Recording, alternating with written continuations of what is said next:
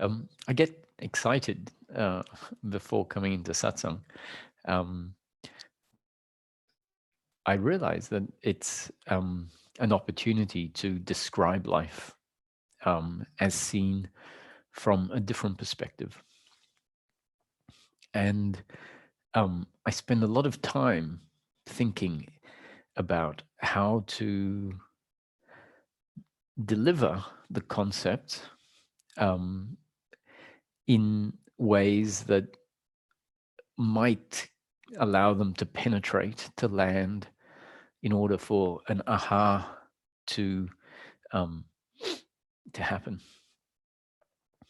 And I also know that no matter how hard we try, the outcome really completely out of our control. So, it can have the best of intention. I want to do my best. I'm always interested to hear what actually ends up coming out of my mouth, because I've learned a long time ago that if you try to plan it in a way that is more than just thinking about a theme, it really falls flat. So I'm always amazed at what actually comes out. And I'm excited because I know that at any moment there could be a very significant aha just because of one little thing that said. So I get excited before coming into satsang. I also have started to appreciate a little more, seeing that there's regular people in quantity watching day after day after day, that this really is in a way the same as what I felt as a seeker when I went to visit Ramesh. And sometimes I was in Mumbai for 4 or 5 weeks, and every single day without fail, I would turn up at 9 in the morning, excited to be there. So now I'm on the other side of the fence, in a manner of speak, excited, and can appreciate that maybe for those listening, even though until this really dawned on me, I thought, how come people keep coming back and listening time and time again? And then, I remembered this being the case for me in Mumbai. I'd look forward to going to sleep because I knew that tomorrow would come quickly once I'm asleep. And then when I wake up, I was looking forward for the time between waking up and 9 o'clock when the satsang would start. I'd be excited about the time passing quickly. And without fail, every day listening to Ramesh, it never felt old.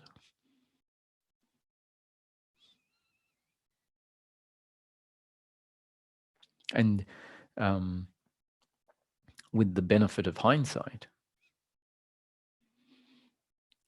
I am able to see how the seeds, the information, such important information as far as the contemplating, the thinking, the adjusting of the concept, so that essentially my understanding, my way of seeing life was more and more in line with what the concepts say. And I have to be completely frank, is that I still look at the whole framework and think, what an amazing description, what a robust framework for life. And what I get excited about is putting forward the framework in a way that hopefully it does sink in to a level that you guys start seeing that these sub-concepts within the teaching really are adequate at describing life. Now, that doesn't mean anything more than a description of life, but as a description, we go, wow, that is a good description. And they all come together to essentially, in my experience, allow us to see all of the different ways life happens, including the craziness that happens from time to time in life, in our own life, sort of exclusively in our life. Sometimes crazy stuff is happening, and then at other times, sort of bigger hysteria and craziness happening. And so I guess at the moment, we could say that very much is what's going on in the world.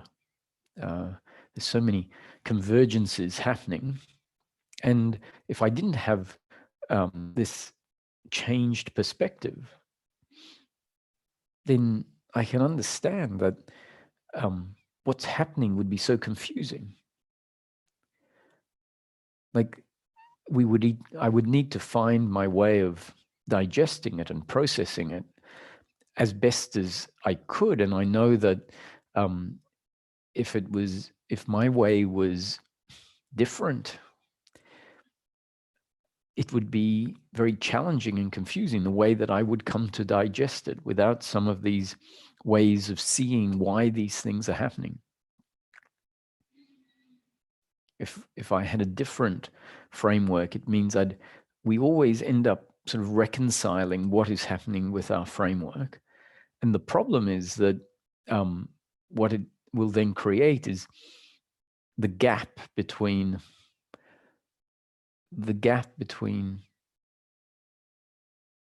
what really is happening and how we process it is filled essentially by an uncomfortableness. That's what tends to happen. And if we see it in line with what is really happening and can explain it, can feel it as is described in wisdom teachings about life, then that gap gets smaller and smaller and smaller until there's no gap. So if we are seeing it like the wisdom teachings describe, there's no gap. And the closer we get to seeing it that way, the smaller and smaller the gap is. And that gap is a gap of uncomfortableness, a gap of fear, you could say.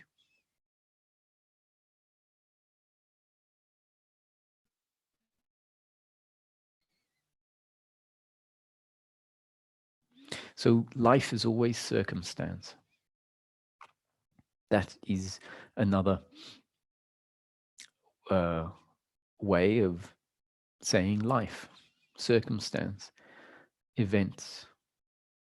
So one of the Buddha's sayings that Ramesh used to like to put out there, because it's so much in line with the teaching, is events happen, deeds are done, consequences happen, but there is no individual doer thereof.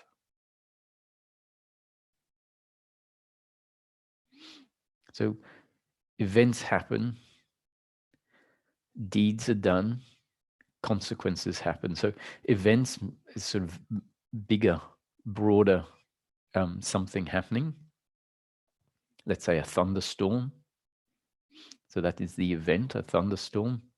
And a tree falls, and then someone or a group of people move the tree. So that is a deed. Deed gets done because of the circumstance. The broader circumstance is the event. The broader event, you could say, is life, in which all the sub-events happen. So events happen, deeds are done. So people move the tree off the car, for example, and consequences happen. So there will be a consequence to moving the tree off the car. Let's say you move it off the car and it ends up falling and breaking one of the people's foot. That was a consequence of the deed. And so life always has consequences. There's always cause and effect. Action. So that's life, circumstance. And circumstance, relative to the individual experiencing the circumstance, is either going to be pleasurable or painful. And as we've spoken about in some of the questions, that's just a simple way of saying that circumstance is either pleasurable or painful.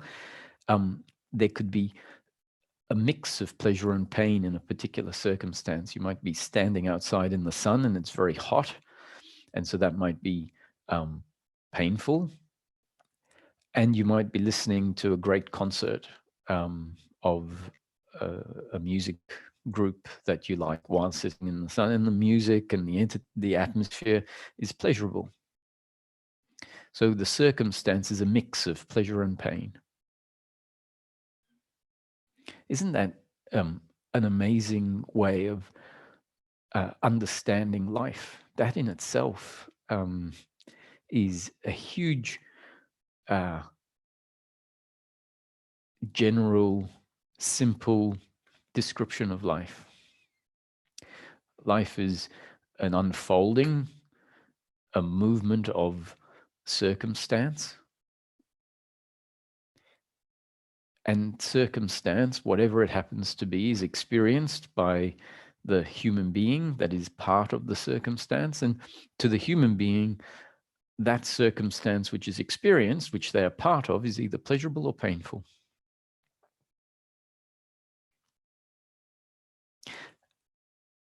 That circumstance is, from the perspective of the human being, what was destined to happen.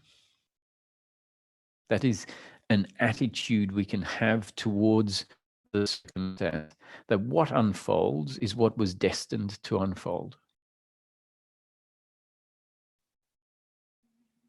So we can look at it and say, life circumstance is all an unfolding according to God's will. And God's will includes and requires the movement and the participation of the individual in the circumstance. So whatever I do in a moment, whatever way that I perform, whichever way that I function in a moment, whatever my reaction or my response is part of the unfolding circumstance, part of life, part of what is predetermined to unfold. And that too is going to be part of the pleasure or pain of life, and part of what will have a consequence. And the consequence will be part of the pleasure or pain of life. The consequence will effectively be the circumstance in that moment. And the consequence, which is a circumstance in that moment, is related to what came before.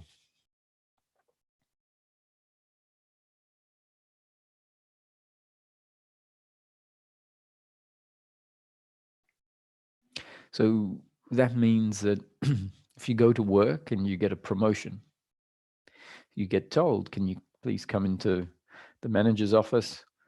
And they say, look, we'd like to offer you this promotion. You've done great work. That is an event, or part of an event, part of the circumstance in life.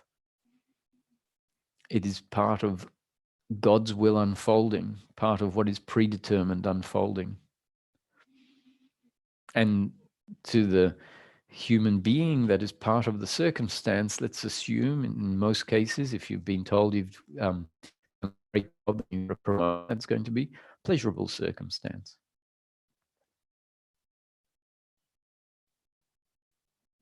And so the human being has to experience the pleasure. Or let's say you get asked to go into the manager's office and they say, look, we're very sorry, but given the current economic climate, we're going to have to make you redundant. And this week is going to be your last week. So there is going to be a painful situation there, let's say financial pain, sadness because you enjoy your job, you like the people you work with. And that too is part of the unfolding story of life. God's will unfolding.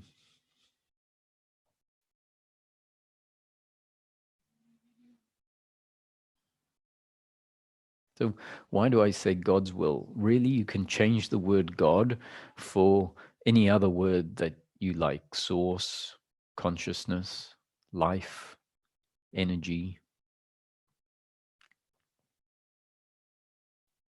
totality.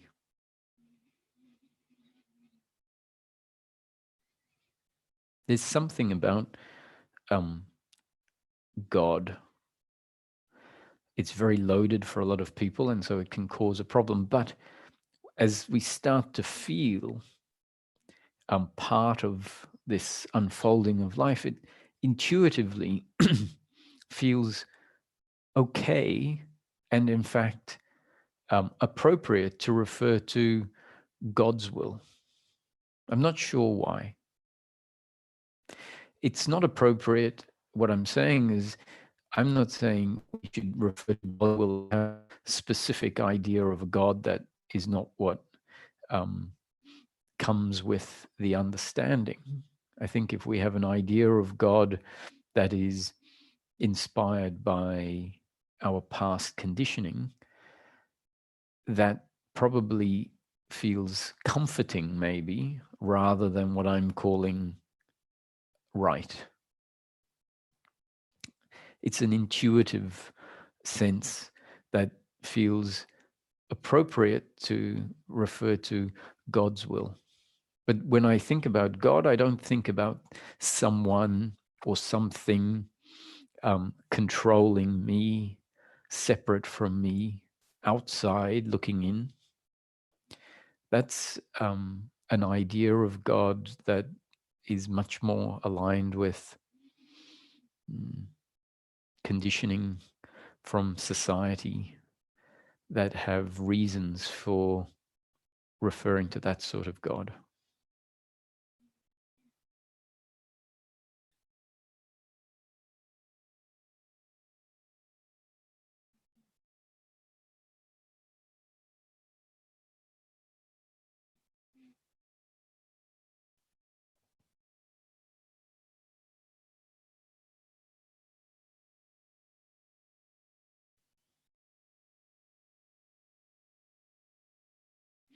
What we do know is that there is all of this, which when we look at it is quite amazing in its detail, in its creativity. Is all of life. Nature has amazing complexity to it. The human instrument is amazingly complex. As we understand how our brain and how the biological intelligence of the immune system works, and how the body manages to keep everything in a state of equilibrium and homeostasis.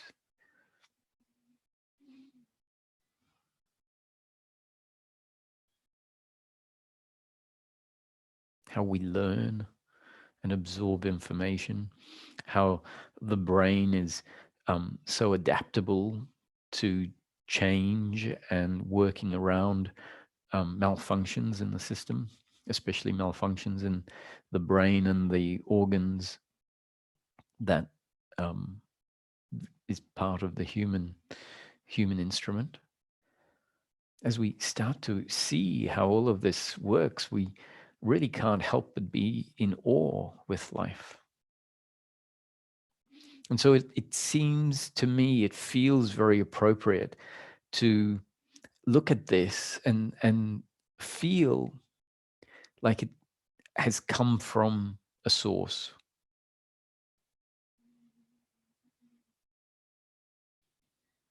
And to feel connected to that source, and to feel grateful for life.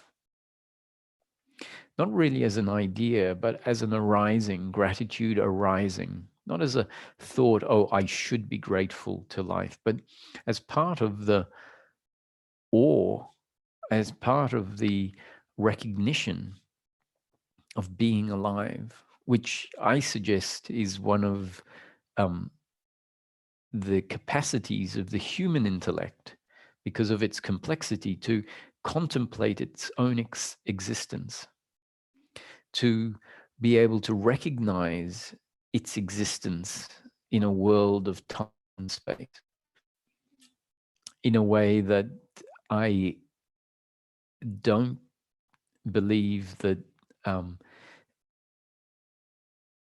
beings, animals with less complex intellects are able to do. Very clearly, we see animals are able to function in a fairly advanced way, but this capacity to contemplate our own existence and appreciate the fact I exist. I don't think that a dog or a cat actually says, wow, what is all of this? Who am I? Isn't it amazing that I am here amongst all of this? Where did I come from?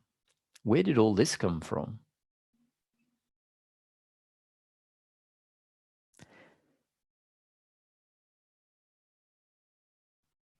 And when I talk about a contemplation of our own existence, it's not just questions.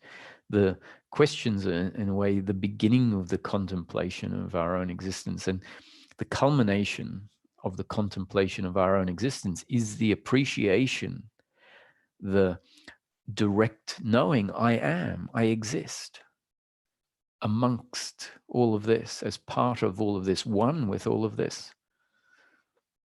My existence, which includes my awareness, is what brings all of this into existence.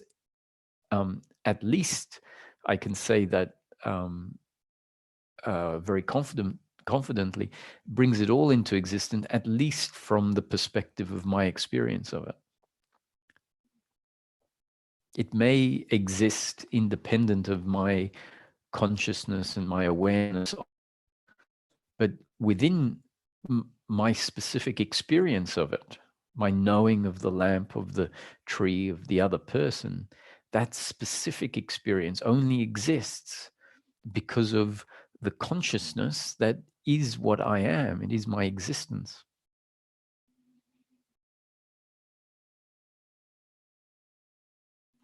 So I think human beings are unique instruments that have been placed in this manifestation by Source in order for life to be known from the perspective of the human being. Now, obviously, the animals are there, and we can say are just as important because they are part of the whole. And so life is, Source is knowing life through that vehicle also. But in the case of the human being, there is this capacity to know the life experience with extra depth.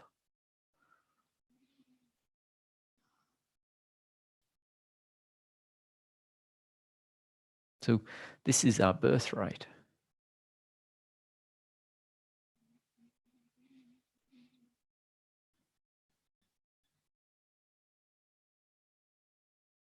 And in practical terms, the difference, the transformation, the movement that we call spiritual seeking, in practical terms, what it can deliver is a change in the way life is known, in a change in the way that we feel ourself in relation to life, in relation to the others, such that the uncomfortableness falls away.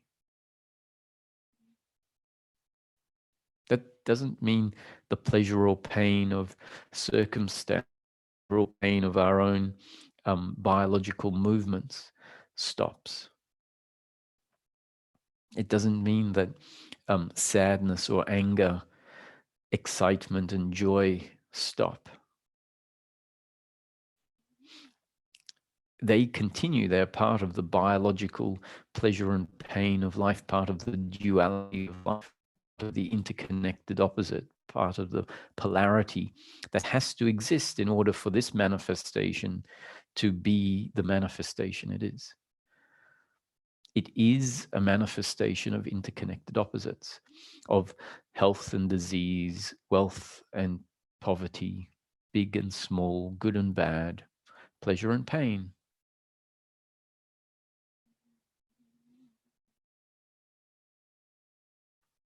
But what can fall away is our sense of self, the sense of self that feels threatened and challenged and uncomfortable with being alive. And that sense of self that, when it exists, the sense of self that feels uncomfortable, it often experiences itself with the inclusion of guilt and shame, blame and hatred, worry and anxiety, pride and arrogance. Let's keep them together. We'll do the doership half. So guilt and shame, blame and hatred, pride and arrogance. They are the more obvious doership components, and the attachment to outcome are the worry and anxiety, expectation, and attachment to outcomes.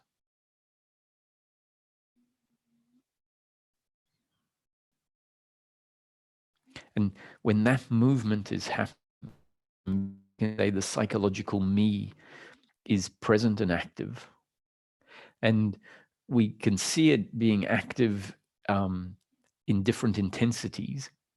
So there are certain times when the psychological me is particularly active and it's particularly uncomfortable. But what we might not have realized is that that psychological me, when it's in place, tends to be active all of the time. It's just that some of the time, the activeness is what we might consider normal and what we might have normalized, where we don't feel it as an overt uncomfortableness. It's sort of what we have assumed is the baseline uncomfortableness of life, of being human in life. And then there are these peaks of uncomfortableness that arise, often in relation to circumstance, something that's happened. And then there are also these arisings of uncomfortableness in relation to a sort of persistent feeling of anxiety that might arise without any particular circumstance invoking it. Just the general circumstance is pervaded with a feeling of anxiety, or a sense of hopelessness can be there from time to time for no reason. It just comes in. So that psychological me tends to essentially be uncomfortableness. And so in this teaching, it's saying we can be a human being with or without that psychological me, what is referred to in this framework as the doer, the belief of personal doership and attachment to outcome. And that psychological me is very busy in life, thinking, because the psychological me is essentially a thought movement that in its intense form arises and is felt as a feeling. Essentially, all feeling and thought of the suffering sort, the thinking mind, feeling and thought, is a psychological, a thought-based movement. And it includes the me that didn't do things right, the me that someone did this to, the me that is facing this future, the me that is being attacked by the present circumstance. So that me is very busy all the time, judging, commenting, feeling like a victim, worrying about the future, regretting the past, complaining in the present moment. It just doesn't stop. It doesn't, as long as life is there, it sort of has a job to do. It sees the other as an enemy and a competitor and a rival. And in any moment, a friend can turn into an enemy if they act a certain way. That is the experience of the psychological me, because the psychological me believes that its completeness is to be found in pleasure, pleasure, pleasure, pleasure. It means its completeness is dependent on it controlling life, because it also believes it is what is responsible for pleasure, pleasure, pleasure, and the other is responsible for the pleasure or pain they deliver. So to whatever extent it will try and control the other, it's always trying to control itself. Generally speaking, we can say it's trying to control life. Believe that is actually a task it is responsible for, that it needs to do, because it feels, it knows itself as something dependent on outcomes, something that is defined, something that is added to by pleasurable and positive outcomes, something that is attacked or reduced or diminished by negative outcomes, by pain. So when a friend lets you down, that is felt as a personal attack, a diminishment of who I am because of how the other has acted.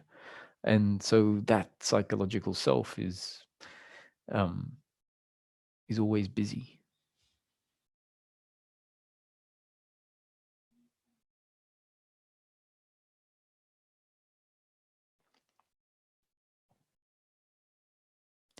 And if that aspect of the human being, that part of the machinery, what we can call the thinking mind, if that gets dismantled, gets weakened, if the screws that hold it together start to get undone and it starts to wobble and shake, and then panels start falling off and it starts collapsing, when it is sufficiently dismantled, it ceases to exist, essentially. It ceases to be a part of the machinery that can produce certain outputs.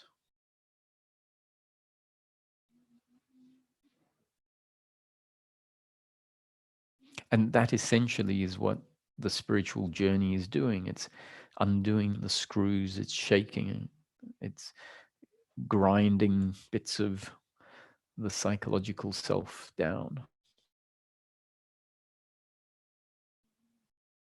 And who put this thing, this part of the human apparatus? Who created it?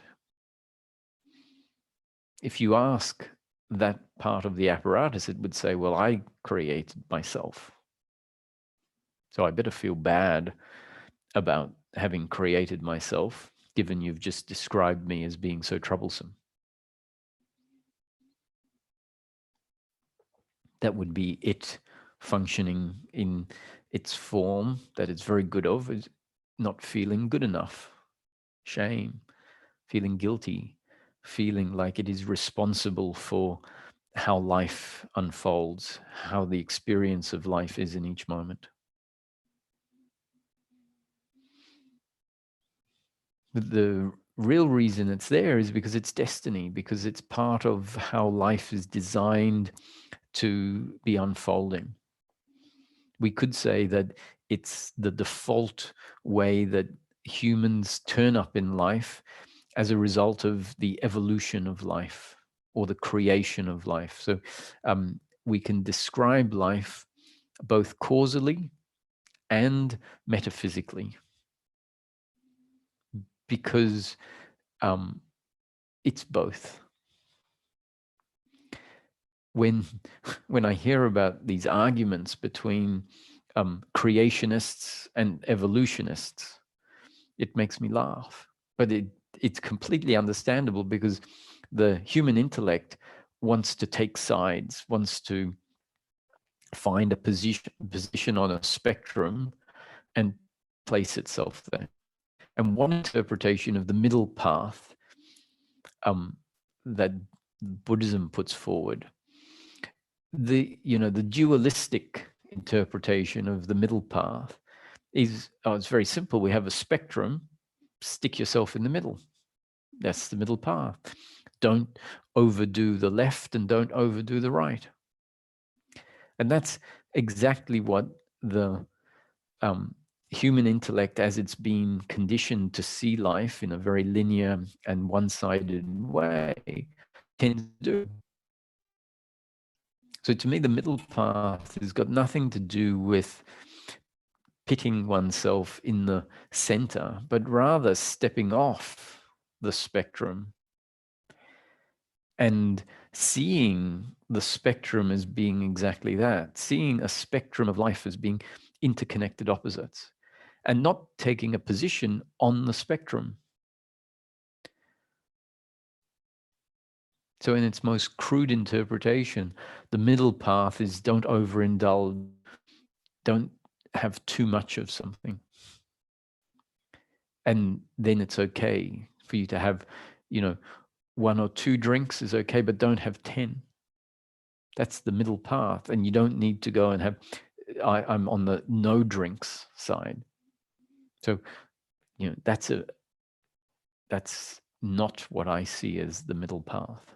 Middle path is step off and see that the spectrum includes 40 drinks and no drinks and anything in between.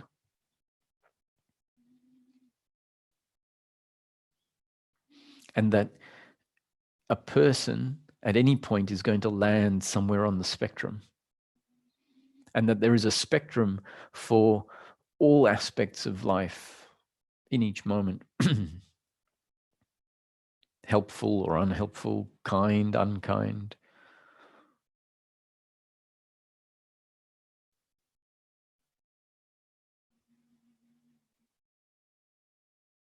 Polite, rude.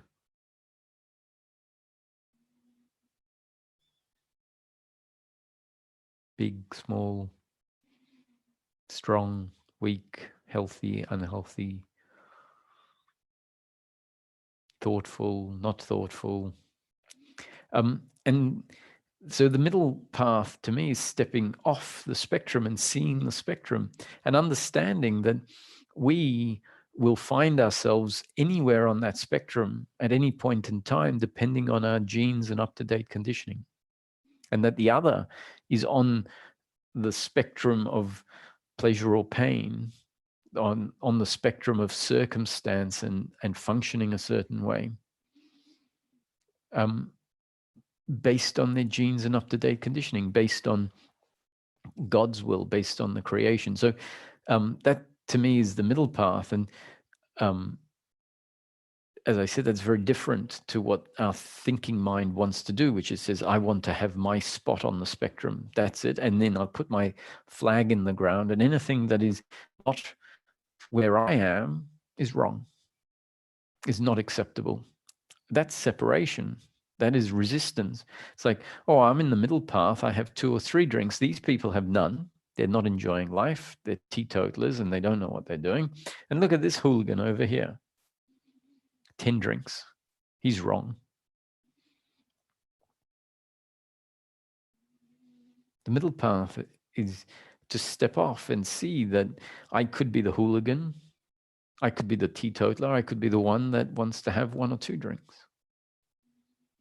Simultaneously, when stepping off, I will be biologically somewhere on the spectrum, but my attitude is I just happen to be somewhere on the spectrum, and someone else is going to be somewhere else on the spectrum.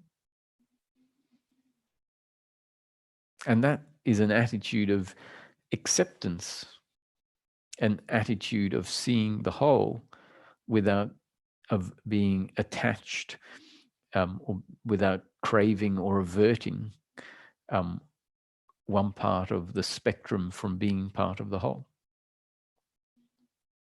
And simultaneously finding that we have to be somewhere on the spectrum biologically. That's what the spectrum of interconnected opposites is. And the human being biologically will have a certain height. And that is, for example, where they are on the height spectrum. And the fact that there are people that are much taller and much shorter is, from the middle path point of view, it's of course, that's the whole, that range. So going back to the, choosing between creationism and evolutionism, evolution and creation. I see that the two can be interconnected, complementaries, that life can be seen as a creation, and it's a creation that unfolds according to causality, or is a creation of evolution. So we don't need to say that it is a creation and not an evolution, or it is an evolution and not a creation. They can quite comfortably coexist.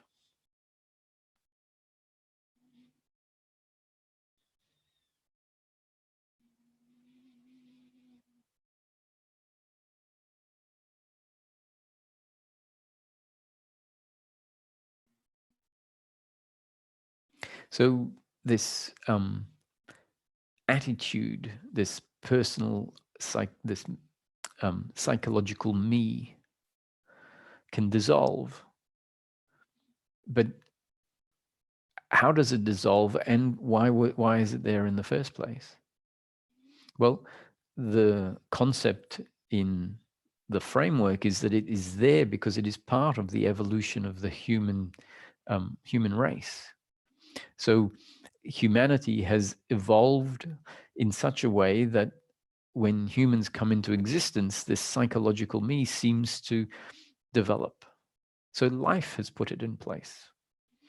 Our experience of life, the experience that includes the presence of the psychological me and the guilt and the blame and the pride and the worry and the anxiety, is exactly as it's meant to be. I'm not saying that it's pleasurable or painful, that it's comfortable or uncomfortable or peaceful. It is what it is, which means life as it is in this moment will be pleasurable or painful or a mix. And there is going to be uncomfortableness or peace. It is exactly as it's meant to be, which means it is as it has been created. So having this explanation that life is circumstance, in each moment, the unfolding circumstance is life. And if you remember a circumstance in the past, you can look back and go, that was life. And it played out exactly as it was destined, exactly as it was created. And this moment is playing out exactly as destined, all the way down to the smallest of details, how a leaf falls off a tree and what path it takes to get to the ground, is all happening exactly as it's destined to happen. Both from the creation point of view and the causal point of view. So the creation point of view tends to focus more on of the spontaneous explanation of life, the non-causal, the non-linear, the absence of time. All there is the present. The evolution aspect of life is where the present moment is seen as a movement of time and space and form and causality. A leads to B, leads to C, leads to D. That's the evolution perspective. And the creation perspective is A, B, C, and D all exist simultaneously, are part of the whole. And A leads, and when you put the two together, creation and evolution, you have A leads to B, leads to C, leads to D, and D leads to C, leads to B, leads to A, which really means that life is a creation of causality. You can't pick one side and say that is true and the other is not true. They are both equally as true and untrue as each other. They coexist. So this is a description of how we can come to see life, not life as a theoretical imagination of what might happen, but what's happening for you right now. So the hope is that the descriptions just serve as pointers for your attention to land on your own daily life experience as it happens, for you to get to your car and realize you locked the keys in the car.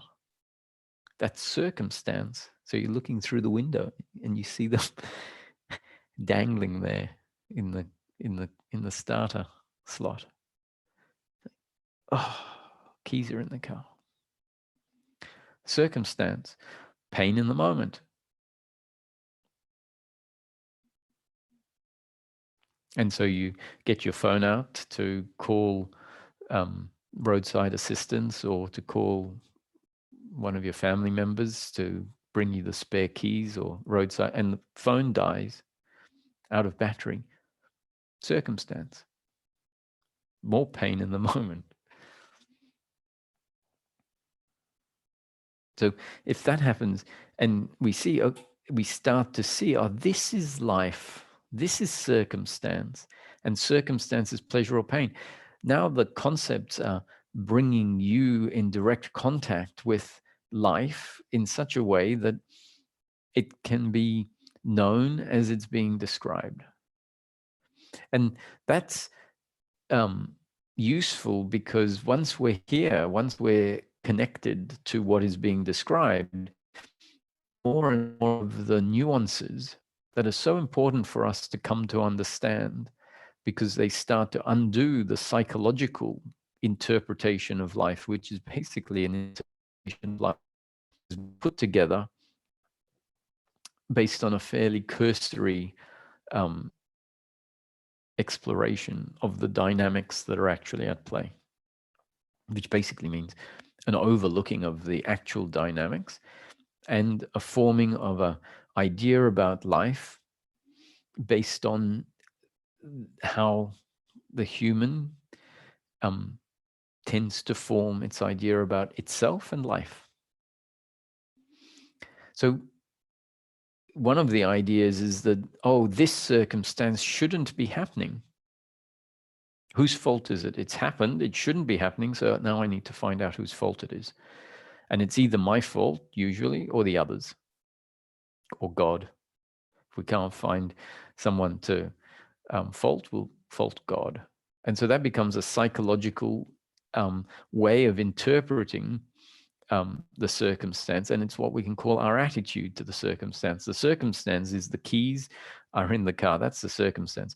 The fact that that is painful to the biological preferences, which are part of the creation. So the human being is there and it has its preferences. And its preference is probably usually not to see the cars dangling in the key slot when the door is closed and you're outside.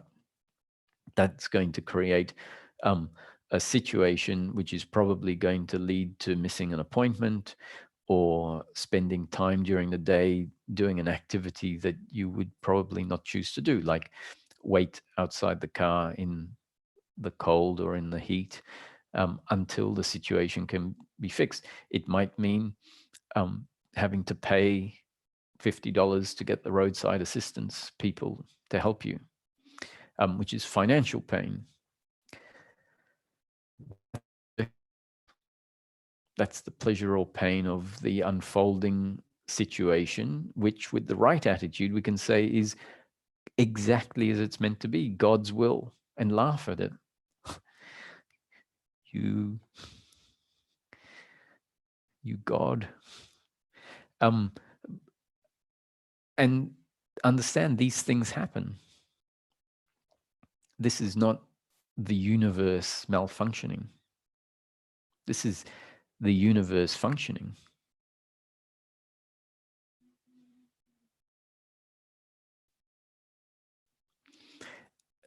Explanation from the causal side of things is this happened according to your genes and up-to-date conditioning.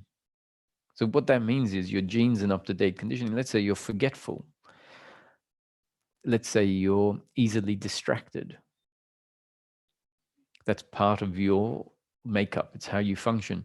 And you find that you get out, pull up in the parking lot.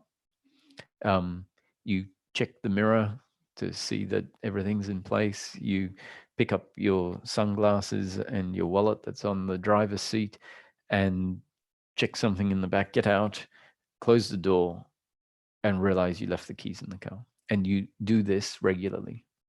So it's part of your genes and up-to-date conditioning. So life has included you with that specific genes and up-to-date conditioning in order for that circumstance to happen.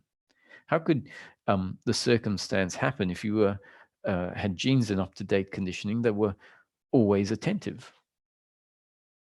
It would mean that you wouldn't forget your keys in the car, which means life mightn't turn out exactly the way as it's intended. Now, the explanation would be if you didn't forget your keys and it was destined for your keys to remain on your person and not in the car. And that would be a result of your genes and up-to-date conditioning. So whatever happens is a result of your genes and up-to-date conditioning, and it's God's will unfolding as exactly as it's destined, according to God's will or cosmic law. The cosmic law is the way of looking at it that tends to be more specific. If you just say God's will, which is fine, if you can understand, oh, everything's happening according to God's will, or cosmic law, like the limb of the tree falls because termites got in there and they ate the tree. It was weak, and then the force of gravity snaps the limb off. And so that happened exactly as destined according to the cosmic laws that forced the ants, the termites, to eat that sort of wood because of the way that they were made up and where they built their nest, and that piece of wood was in their path.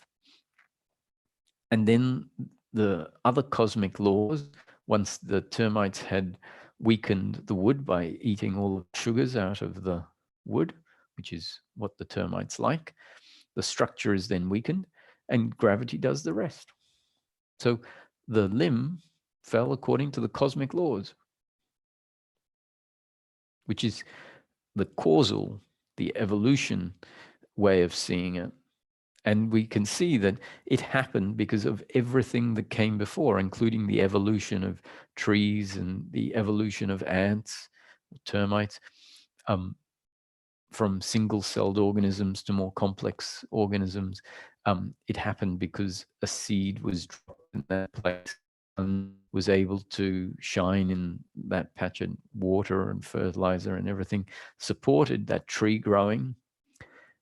And supported the colony of ants, and supported the ants and the tree coming together, and supported the whole event happening exactly as it happened. And the path at which the limb falls to the ground is exactly as destined because of the cosmic laws that force it to fall only one way. And you could say that the cosmic laws were put in place by creation, by source. And so we can say everything happens according to God's will or cosmic laws. In fact, the two, it's not either or, they are the two sides of the coin. And so our emotions are part of the cosmic law. We wouldn't feel emotions if life hadn't evolved humans to be emotional beings. If we had no consciousness, the emotion might be there, but nothing would be there to recognize it. It's unlikely that the emotion would be there because there'd be no awareness of a situation to be emotional about because there's no consciousness. So it's all happening because of the design of life, and specifically the design of the humans, which are part of the design of life.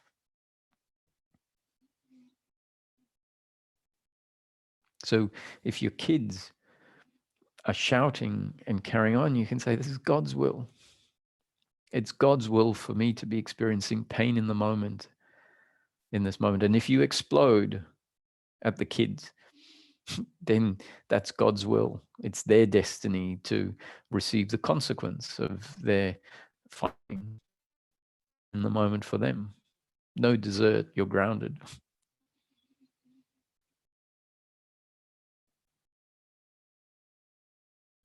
They might not look at it as God's will, and so they might hate you.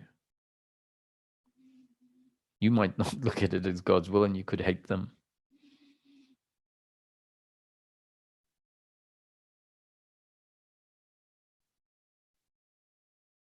So as we start to see that the laboratory is our own life experience, that's where the understanding starts going deeper and deeper, when we start to see for ourselves the descriptions, which are just pointers, and we start to see the mechanisms, the dynamics that are being pointed at in the concepts, through the concepts, we start seeing them in play. So that circumstance is unfolding in each moment exactly as it's destined to unfold according to God's will. Sometimes pleasure, sometimes pain, relative to the human being and its biological preferences, which are also part of the moment, part of the creation. And then there's this psychological me that when it's in place, the psychological identity, the doer, the me, that when that's in place has to take life personally, because it doesn't see life as I'm describing it. It sees life as what it should be. That's what it has, its image of how life should be, how the other should act, how I should act. And then when it's different, when it turns out differently in each moment, which it's bound to because there's so many moving parts, then life is seen to be out of whack. So there's no alignment, no harmony with life. There's resistance to what is, because we have of what should be. And that's the role of the psychological me. It's forced to experience life like that. And life put that in place. And we can say that that psychological me is also there because of the genes and up-to-date conditioning. So the genes and up-to-date conditioning control both the psychological me, the doer, and the biological components of the person, the forgetfulness, the inattentiveness, the preference for warm weather over cold weather. All of that is based on one gene's up-to-date conditioning. And what is the conditioning that specifically determines the psychological me? This is very important to know because life puts it in place and life undoes it. And one of the ways it undoes it is by putting forward a pointer, which is part of the new conditioning that a human can receive in each moment, because life is always delivering new conditioning.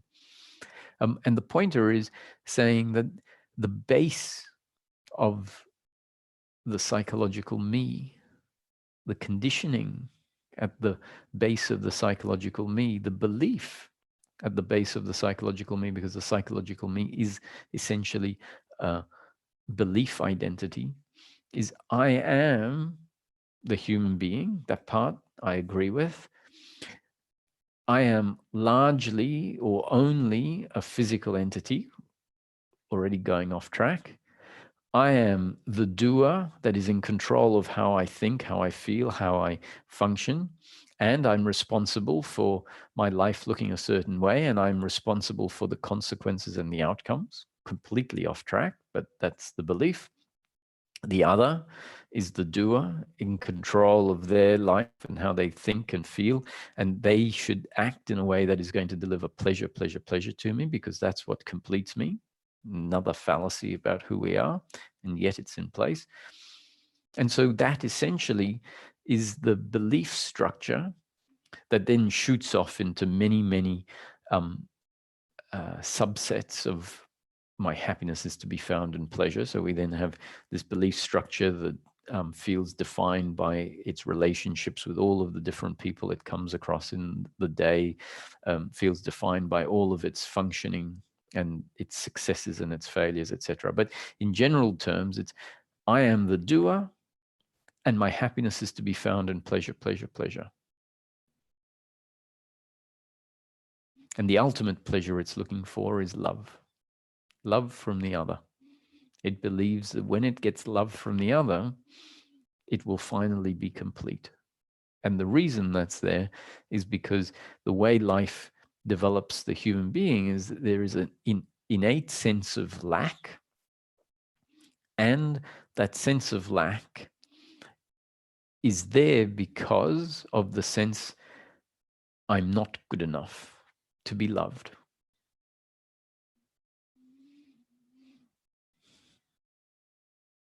And so the mission becomes a mission of getting the love that will confirm I'm good enough. I have been reformed. I have self-improved sufficiently that I am now lovable. I am a perfect human being, and all will be well.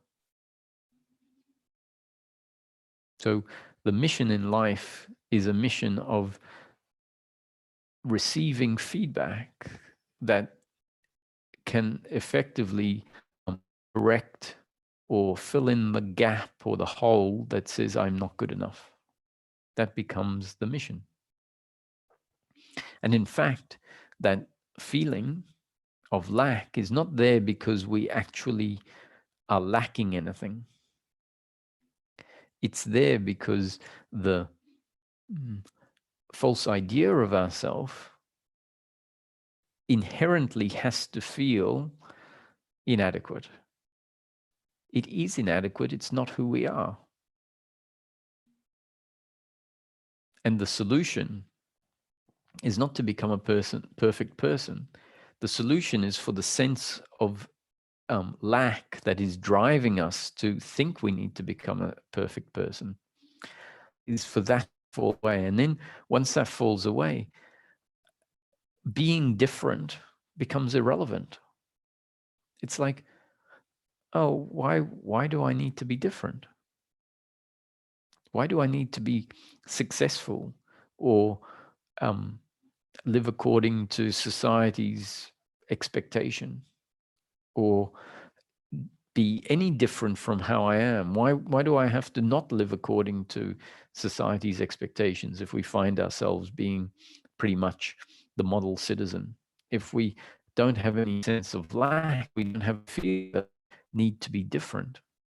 And so the solution is not to become a specific type of person that fits a certain mold, but rather for this idea of there being a problem, which is a feeling, for that sense of lack to fall away. And then the motivator that is motivating us to be different and for us to, for life to be different, that falls away. And then we find ourselves at peace with life, at peace with ourselves, at peace with the other. We find, oh, I don't need you to be different. Sure, it would be great if you didn't play your music at 4 a.m. That wakes me up. That's pain in the moment. But to the extent that you don't change, there isn't a sense that says, if you don't change, I am incomplete.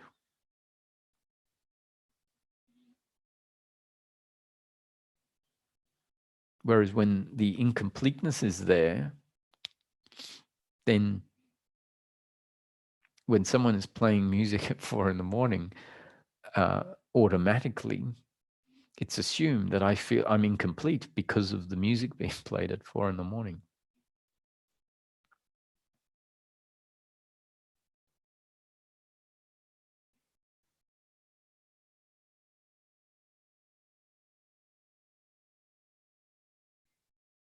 So with this belief in personal doership and attachment to outcome in place, we're forced to have these feelings of uncomfortableness that add an extra layer, a very heavy, dense layer on top of the inevitable pleasure or pain of the circumstance in life. And those feelings are part of the creation, part of the part of life. We won't say that they are part of circumstance. We say they are our attitude to circumstance. And when you put circumstance and your attitude to circumstance, that's life overall. So the combination of circumstance and your attitude to circumstance is life. The circumstance we can just call the flow of life. So flow of life means circumstance. Life overall is the flow of life, the circumstance, and your attitude to the flow of life. Comfortableness, the guilt and blame and pride and worry and expectation, which are all attitudes to the flow of life.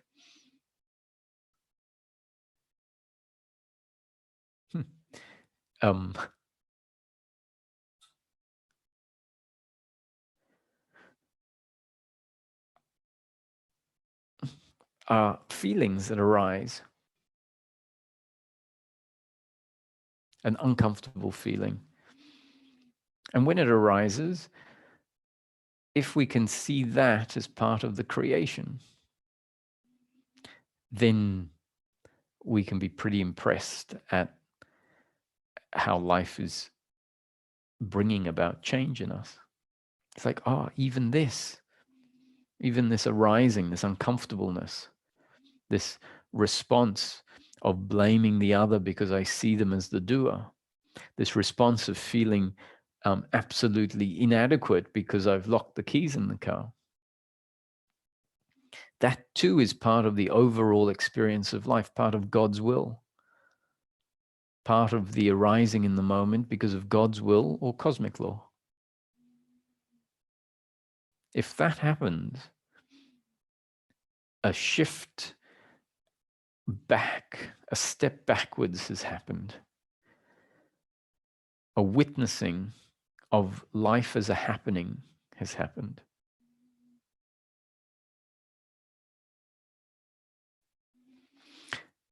Admittedly, if that, what we can call the primary suffering of shame for having locked one's keys in the car, if that shame is there, we have to admit that there is a primary suffering, which means involvement in the circumstance as my doing, right? So involvement in the circumstance has happened. And there is the pain of the circumstance and the shame. However, if that shame is known to be part of life, a very significant shift has happened. Because in seeing it as part of life, essentially what has happened, without it being a mental, I'll describe it as a thought, but it's not really a thought. What has happened is the stopping of involvement in saying, oh, that's life. There's a silence inside, a silence towards the shame. It's a shame that there isn't a silence towards the pain of the keys being in the car, because that's the primary involvement. But to be quiet with the shame is amazing. And that's what it is. It's a silence in relation to the shame. It's a non-involvement. It's neither aversion or grasping. And we're not saying to love the shame in a way where we say, oh, let me, and be involved in it in a loving way. And it's not like an aversion of the shame where you're pushing it away. It's a silence.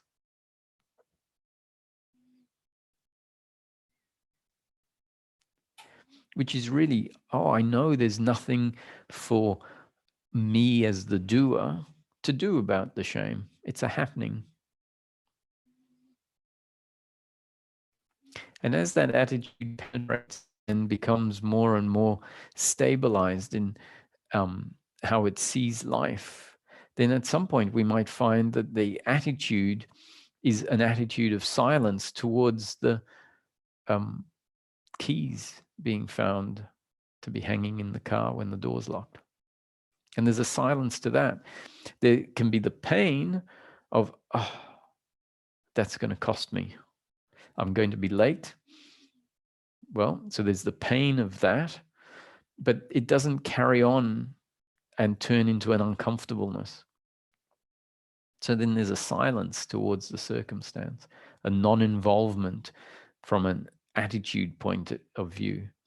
The biological movement in the moment makes sense because there is the human being is part of the circumstance. And so the biological part, you might hit your head. Oh, even again, that can be part of the biological movement. And then it doesn't turn into a psychological story about who I am.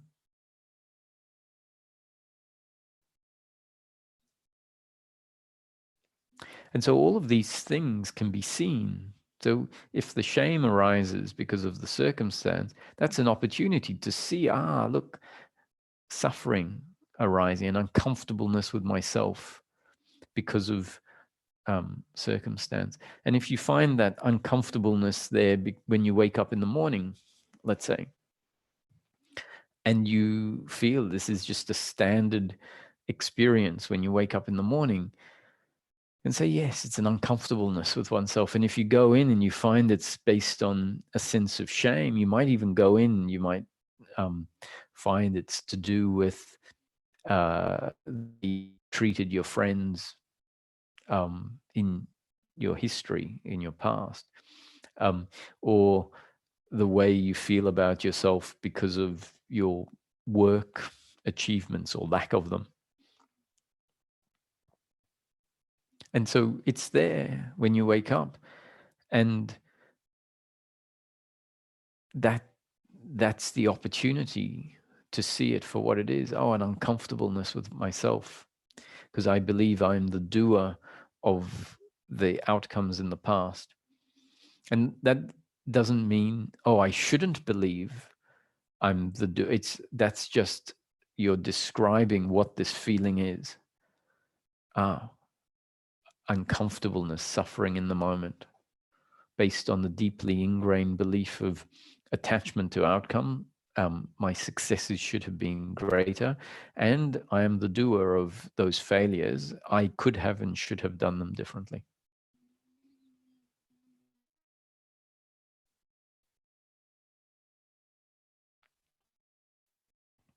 So we are not the doers. Life is a happening. That's the core of the teaching. Everything's a happening according to God's will. If we can come to start to see life this way, amazing things can happen.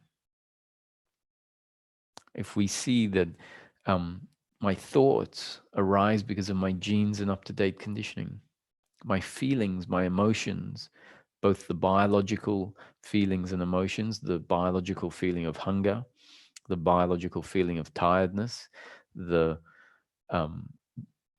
biological feeling of needing to go to the toilet, their biological feelings, and the emotion of anger, the emotion of sadness, and the psychological suffering, the guilt, the blame, the pride, the worry, and anger, which is always an attitude to the circumstance.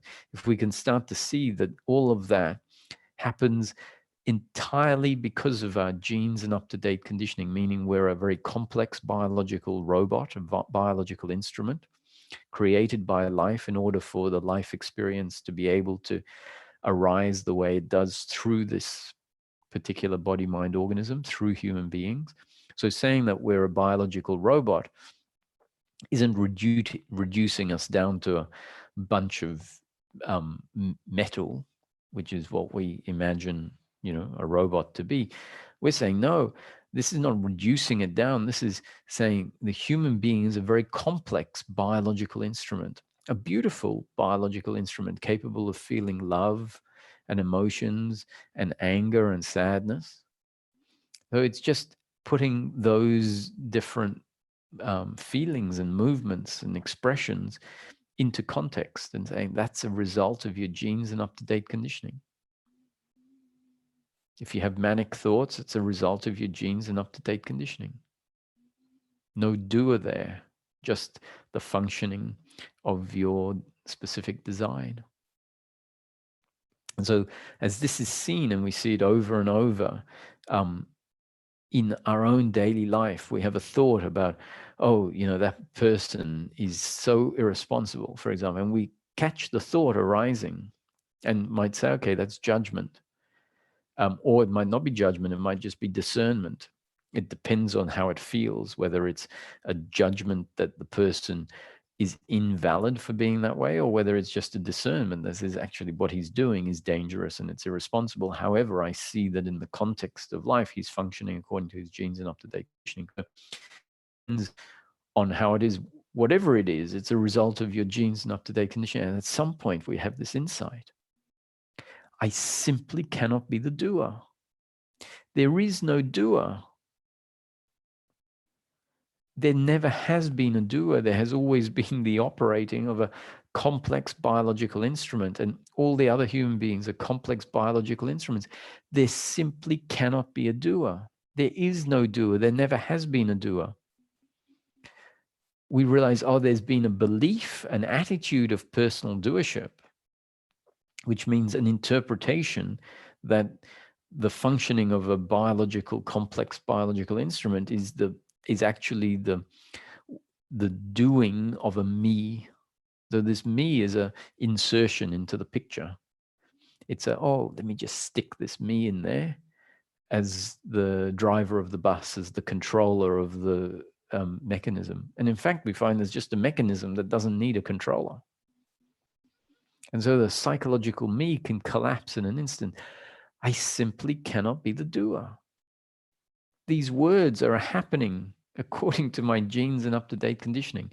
I'm not speaking Japanese for a very good reason, because life didn't deliver new conditioning moment after moment in such a way that this body, mind organism can speak Japanese, but I'm speaking English for a very good reason. I'm speaking the concepts of non-duality in the way that Ramesh put forward, because there I was day after day, listening to the concepts being put forward, which was new conditioning in my life, which became part of my genes and up-to-date conditioning.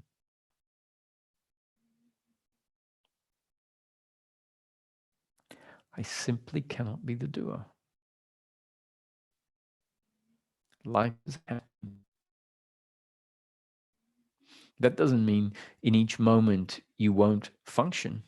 So this doesn't mean sit on the couch, because what's the point? Everything is predetermined. What's the point? That's a thought of the doer that says, if everything's predetermined, I can't claim responsibility for my actions. So what's the point of doing anything if I can't claim responsibility? The doer wants to be able to claim responsibility for those perfect actions that people will love me for. So when the doer hears everything is predetermined, says, what's the point of life then? And we just need to reframe it. Go, that's because your priority is getting pleasure from your actions.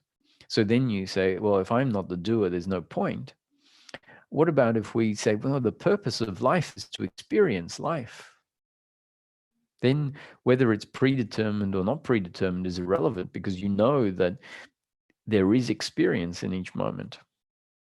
And seeing life as predetermined isn't going to change the experience. It's going to change the attitude to the circumstance. But, when you get to have an ice cream on a hot day, and it's the best flavored ice cream you've ever had, whether it's predetermined or not is irrelevant to the pleasure of the ice cream interacting with the taste buds. And so then you can fully appreciate, close your eyes, and all there is taste. And then it's like, thank you, God. Thank you, life, for this pleasure. No, it's not just thank you for the pleasure. This is all I ever needed was the pleasure, but more in being able to experience just that amazing pleasure for the sake of the experience. You also know what is it that is aware of the pleasure? Oh, I am. So really, when we say thank you, God, we're not really saying thank you, God, for the pleasure, but rather thank you for the existence. And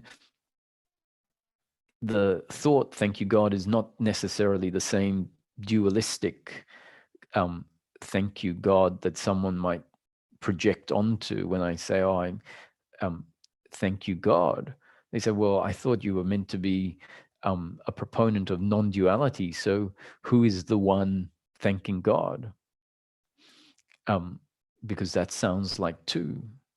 And that is sort of one of the non-dual platitudes that is overlooking the fact that life is a creation of causality, that life is a non-dual duality, that life is a oneness that includes many on the level of daily life experience. Life is a duality of interconnected opposites. Life is an experience of many human beings. But with the right attitude, we can understand that I am an instrument through which consciousness is functioning. The other is an instrument through which consciousness is functioning. And everyone is being moved by life, being lived by life, by God's will or cosmic law, to always be in exactly the place that they are destined to be in the place and to be functioning in the way that is inevitable. And that the consequences that follow are inevitable because they are governed by the cosmic laws that prevent the tree limb from falling upwards. The cosmic laws make it inevitable that the tree limb is going to fall to the ground.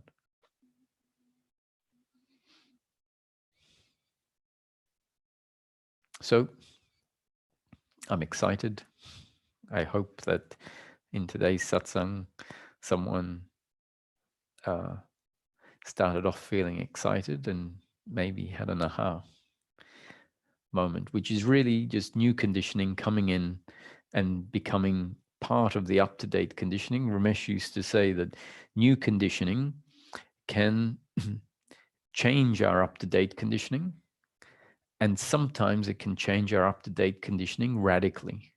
What he was talking about is the radical change where we shift from seeing ourself as the doer and the other as the doer, seeing life as this unfold, or not as an unfolding, seeing life as something that we and the other are controlling, rather than seeing this bigger picture view of life as a happening, unfolding exactly as it's destined to happen. So we'll take some questions. Hi, Mona. Hello.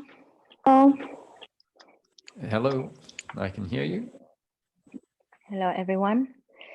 My question was the different stages that I think there is in knowing what you are talking about, being aware that we are up-to-date genes and conditioning.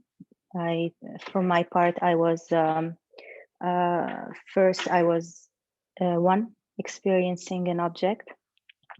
I and the experience were one, and then I was aware that I was not a body, and later that I was not a mind. So I am aware of a world, a body, a mind, and then I am aware that I am aware. And I am aware that I am aware, meaning knowing.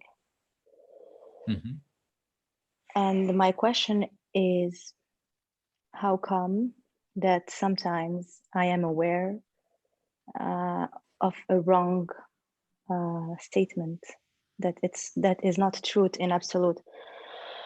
I'm trying to give an example. 5 plus 5 equals 11. I am aware that 5 plus 5 equals 11. And then one day, I discover that it equals 10. So I am aware of an object. I am awareness, but does awareness sometimes experience something else than truth? Right. Well, the awareness doesn't have the capacity to think. Awareness doesn't do the thinking. So the 5 plus 5 equals 11 is not awareness functioning. The speaking is not awareness speaking. Awareness is aware of the speaking, is aware of the functioning of the thinking that might think 5 plus 5 is 11. Awareness is aware of that and not separate from it, meaning it can't be aware of something is separate from the awareness, meaning the thinking must be arising within the field of awareness for awareness to be aware of it. And so often when there is a realization, what I am is awareness, we also think that awareness is doing the thinking. Whereas in the way that you describe it, I would suggest that when we awaken to the I am aware part, which really means awareness aware of itself, and awareness not so much as the body, but awareness as the formless awareness, aware of everything, knowing that what it's aware of, or directly experiencing what it's aware of, is not separate from it. That perspective, being grounded in that, in that context, I would say that awareness doesn't think. It doesn't have the capacity to think. It just has the capacity to be aware of objects that are not seen as outside of itself. So when I say truth, I am a truth seeker, or I like truth, or does it mean awareness, or does it mean true objects? Yeah, so this is where it all gets a bit tricky, because it can mean different things at different stages, and there isn't really a truth about what truth is.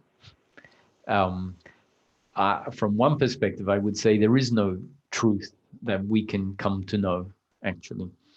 So one of the concepts I would say about truth is that we really aren't seekers of truth, because there is no truth that we can know. If we were seekers of truth, really, we would have to end up frustrated. And at some point, I think we come to realize that, oh, even what I thought was truth, what felt like absolute, is not actually as absolute as I thought it was. So why I say that there is no such thing as truth from one perspective, where when we're being really technical about it, is that everything is always changing, and even the awareness that we experience or know, and it feels like it's not changing. When the intellect looks at it closer and closer, it will appreciate that even what feels like unchanging awareness is not necessarily as unchanging as it can feel. And so then we go, oh, even that is not truth. Because one of the definitions of truth is that which doesn't change.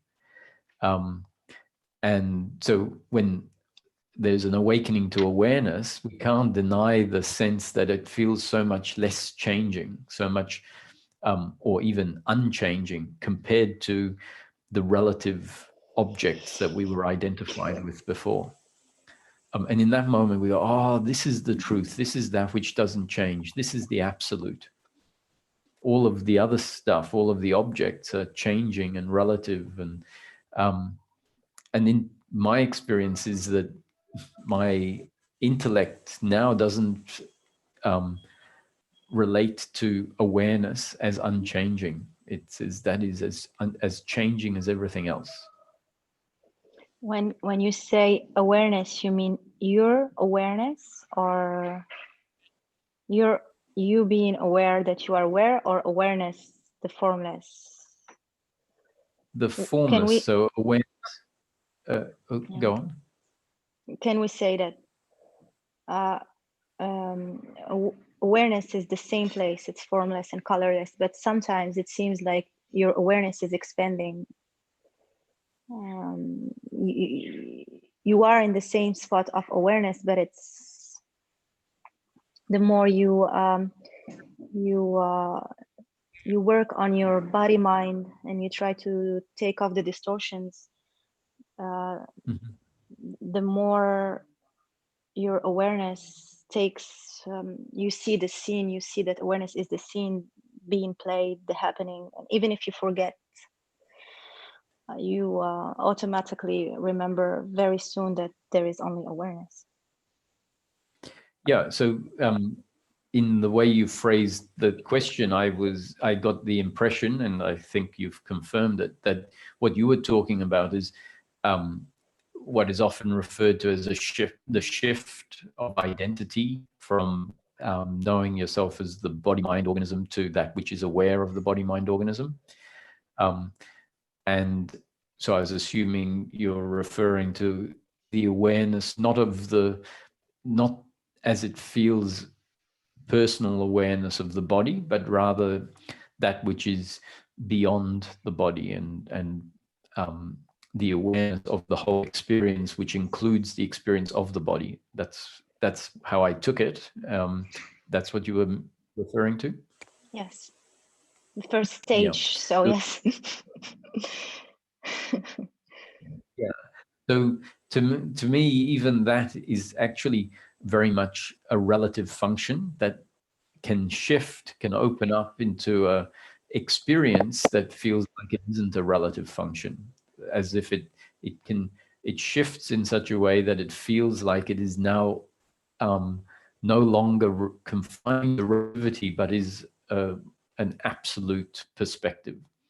And so then we draw the conclusion, oh, this is the absolute. This is the formless, the unchanging, that which is ever present. And from one perspective, it is all of that, but not from, like I say, if it's from one perspective, it's that, then it's not absolutely that, because there are many other perspectives from which we see it fails to hold up to that, to those qualities. It feels like it goes through, sorry. Go on. It feels like it, once you reach that state, your consciousness goes through stages, through states in the same day. You can feel at certain moments like awareness, being aware just of awareness, like in the deep sleep state, and then your body and your mind says we exist and you need to function through us too. And you deal with the world and you try to be in discernment. And sometimes if you are interested in the nature of reality, you try to find truths. Mm-hmm. And that's where I was asking about how to deal with this pure knowing of something and then finding that it's not valid anymore, that there is a higher truth. It's not false, but it's always, there is a higher vantage point that, and it seems like the false premise is necessary to go to a higher understanding and a higher understanding and a higher understanding.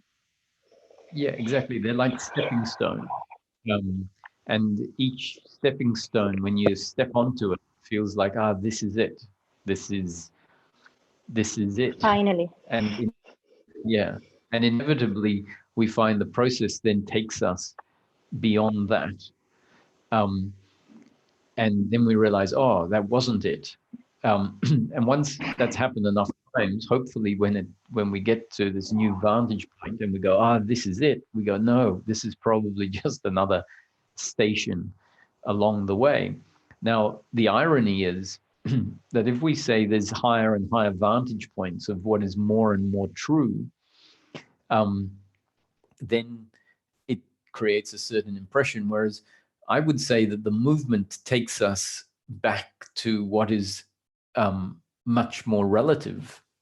So in this teaching, we say, is it really about truth? Is that what we're seeking, truth? Are we seeking, let's say we're seeking enlightenment, we need to define what is enlightenment. So is it the seeking of truth? Is it the seeking of knowing source? So there can be all sorts of ideas or descriptions or definitions of enlightenment. In this teaching, it says, let's keep it practical, because if we keep it practical, it's harder to get lost in theory. And sometimes theory is can be, or actually concepts. Some concepts can be very fascinating, and so therefore you can get lost in it for whole lifetimes. If we keep it practical, we might find our concept is confined to what can be confirmed. So in this teaching, we say what we're really looking for, whether we realize it or not, when we get down to it, is to live life as the human being, but free of uncomfortableness. It's the uncomfortableness, which we can call human unhappiness, that's really bringing us to seek. And if we get somewhere, if we find truth, and then truth leaves us still knowing truth, but feeling uncomfortable in life, feeling like we were before in relation to suffering, but at least I have truth, right? I found truth. Then if that was the case, we would realize, wow, truth is really quite worthless in a sense. So we should say, why are we seeking truth? And so if we keep it really practical, we say, actually, I don't really care about truth unless truth is related to the end of suffering. And so if we say that, then we should say, well, actually, what I'm really interested in is the end of suffering. And some people haven't come to that point. Oh, truth is important because truth is truth. You know, if I know truth, then the reward is in the fact that it is truth. I would say, well, I think you'll find that if you get truth and it doesn't change your uncomfortableness in life, you will soon offer truth to the highest bidder because it's pointless. So that's why I say, actually, let's keep it practical, and you'll find that in practical terms, especially after, if we've gone through enough suffering, we will be surrendered by the suffering. And in that moment, we say, who am I kidding? I'm just looking for the end of suffering. That's all. I just want to be happy in life. So that I'll leave the higher quests to someone else, right? If there are higher quests, Roger is very happy for someone else to go after. Roger is more than satisfied with simple happiness for the human being. And I suggest that if a seeker does keep it practical, that's a huge benefit for their seeking, because the seeking will then become about the end of suffering, which incidentally is what I say enlightenment and liberation, spiritual seeking is really about. And there's no doubt that as part of that seeking for the end of suffering, having the objective of truth at various stages is very important. It plays a wonderful role. But I do think that at some point we can replace it. We say, oh, that's good. Seeking for truth got me this far. And now maybe I need to question whether I can replace it with seeking happiness, which is really just the end of suffering, peace of mind. And if I replace it with something that essentially could be a a higher truth than seeking truth when we put it in this context and we say, actually, I'm just looking for the end of suffering. That's a higher truth than I'm looking for truth.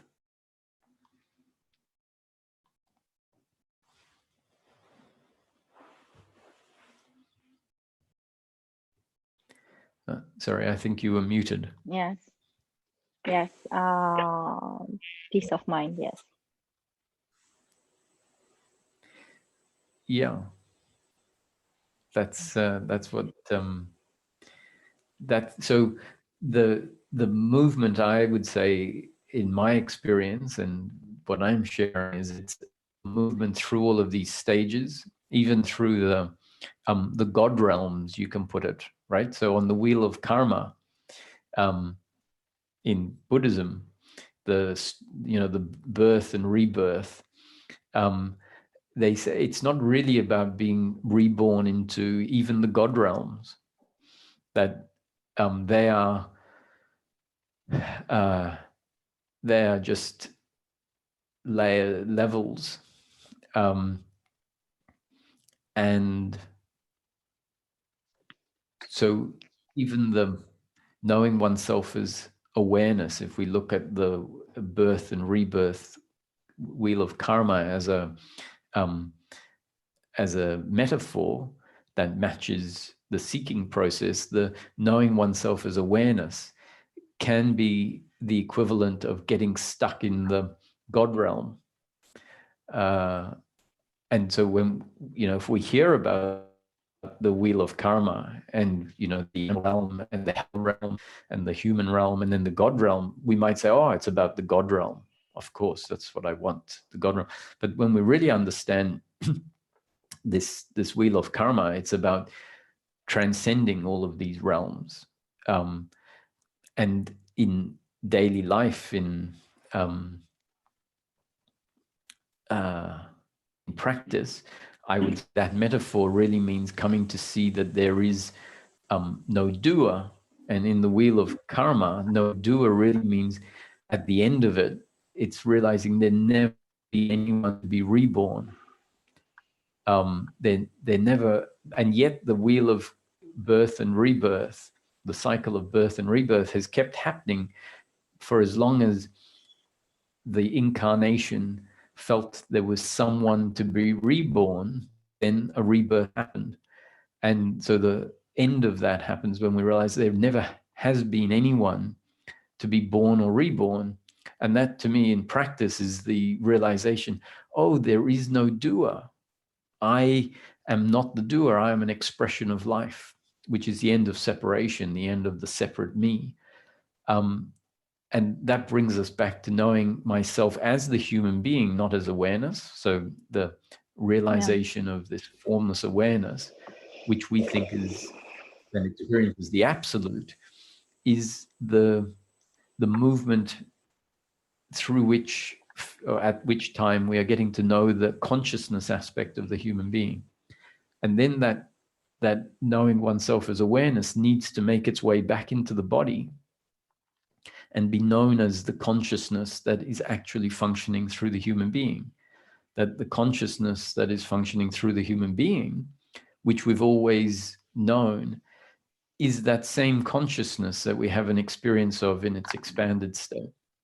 But that expanded state is not so that we live in the expanded state, but rather so we can become familiar with it, and then so it can be embodied, and then we can carry on living as the human being, knowing our essence in each moment, knowing that this that is looking through the human being is the same consciousness of source, which we were pointed at or awakened to in that expanded impersonal state.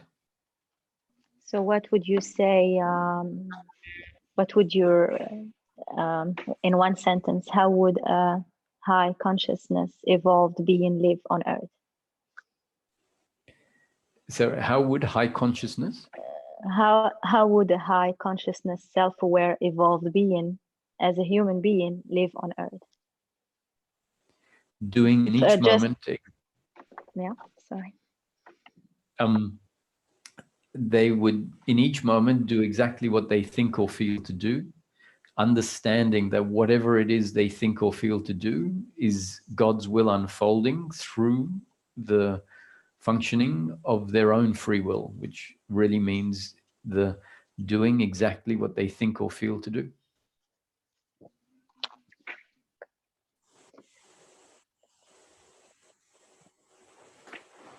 Thank you. Thank you very much.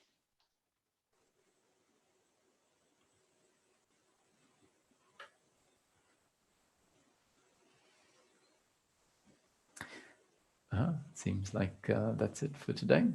So thank you for joining me, and I'll see you tomorrow. Peace.